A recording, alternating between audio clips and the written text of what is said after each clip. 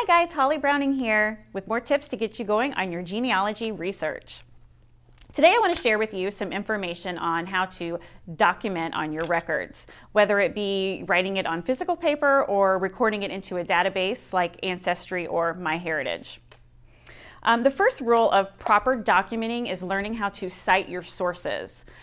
This is a very big problem in family research today on the big databases, with people just copying information and they have no sources to back it up. People just keep copying and it circulates in error. Let's see, because some people, they just copy things. They don't care about if it's right or wrong. They just kind of want their tree done in a hurry, which is not what you should be going for. You should want to be correct in your research. And when you cite your sources, you always have something to go back and look and verify. If anyone challenges you or questions your outcome, you have something that backs you up.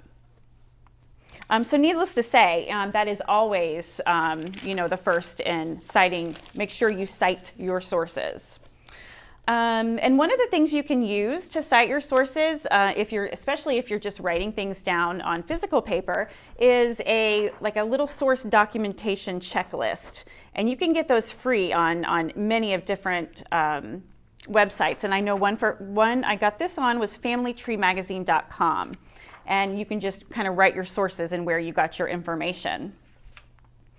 Let's see, when you're ready to start transcribing your information, I have on here a few important tips to remember.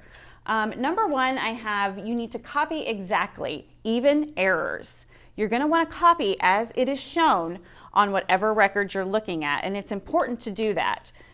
You can put your own clarification underneath in brackets. If you don't really understand what it says, kind of put your spin on it in the brackets so you remember what you looked at.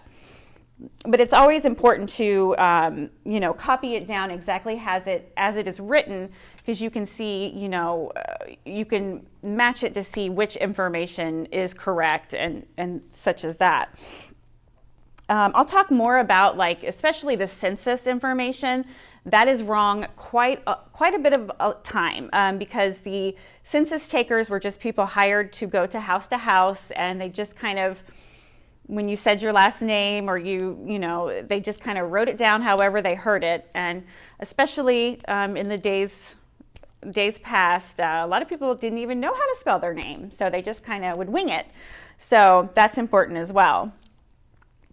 So let's see here. Number two, you want to always copy dates the same format.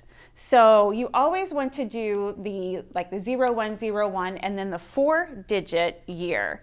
And the reason for that is obvious. You're not always going to be doing 1900s. You have 1800s, 1700s, and you will get confused.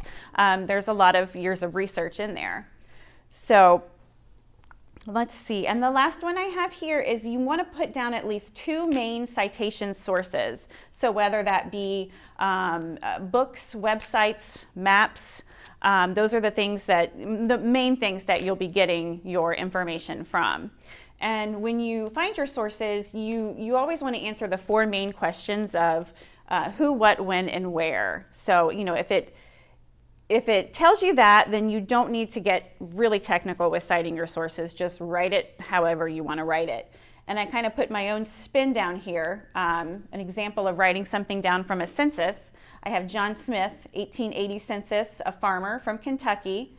And then here I have my sites. So that was from Ancestry.com, from the 1880 U.S. Federal Census, from Ancestry.com Operations Incorporated. So it's very simple. That's just a perfect example of your own spin and then your source there at the bottom. So that's all I have for today. I will see you again in 2 weeks, and we will talk about looking at census information. Thanks.